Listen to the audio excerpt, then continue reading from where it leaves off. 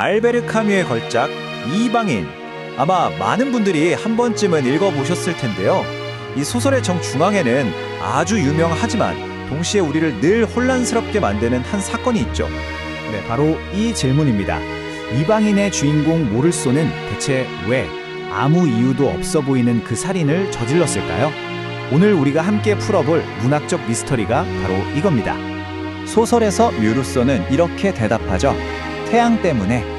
정말 유명한 대사지만 솔직히 이걸로 만족이 되시나요? 우리 모두 알잖아요. 이 이야기의 이면에는 분명히 뭔가 더 깊은 진실이 숨어 있을 거라는 걸요. 자, 그 진실을 찾기 위한 첫 번째 단서는요. 놀랍게도 소설의 배경인 알제리가 아니라 바로 파리에 있습니다.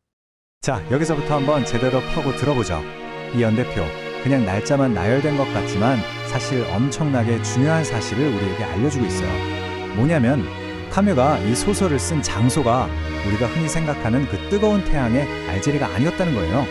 바로 나치가 점령해서 아주 어둡고 숨막히던 시절의 파리였다는 거죠.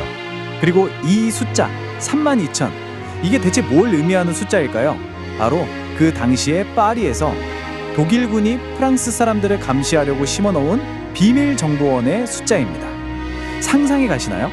당시 파리 시민들은 언제, 어디서, 누가 자기를 지켜보고 있을지 모른다는 끔찍한 불안감에 시달렸어요. 말 그대로 도시 전체가 하나의 거대한 감옥처럼 느껴졌던 겁니다. 바로 이겁니다. 총이나 칼이 아니라 누군가 나를 지켜보고 있다는 그 느낌, 그 시선 자체가 나치의 가장 강력한 통제 도구가 되어버린 거죠.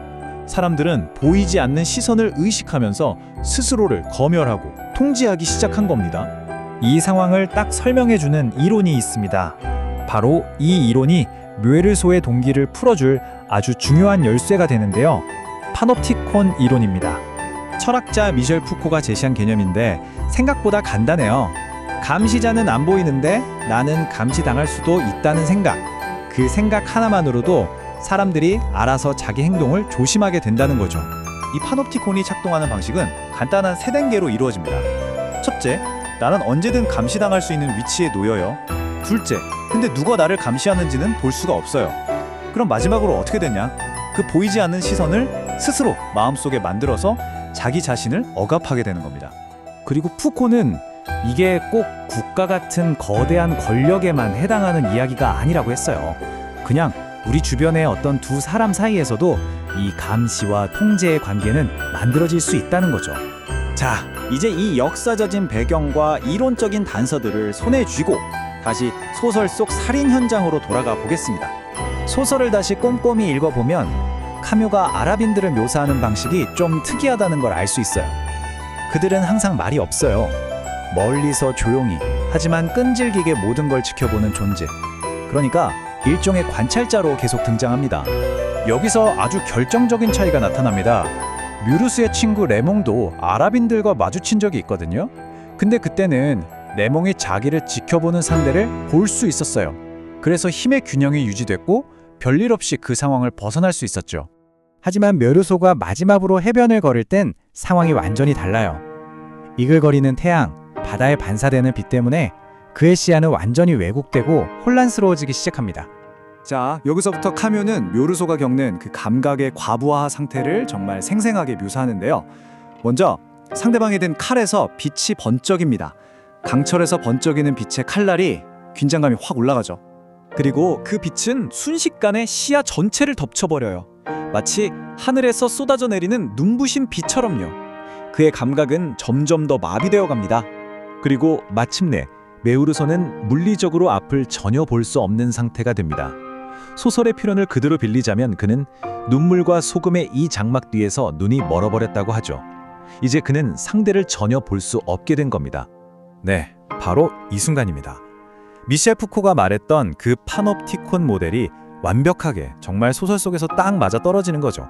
뮤에르소는 이제 자기는 볼 수 없는 어떤 관찰자에게 완벽하게 감시당하는 상황에 놓인 거예요. 자, 그럼 그에게 남은 선택지는 뭘까요? 딱 두 가지뿐입니다. 그냥 복종하거나 아니면 반항하거나.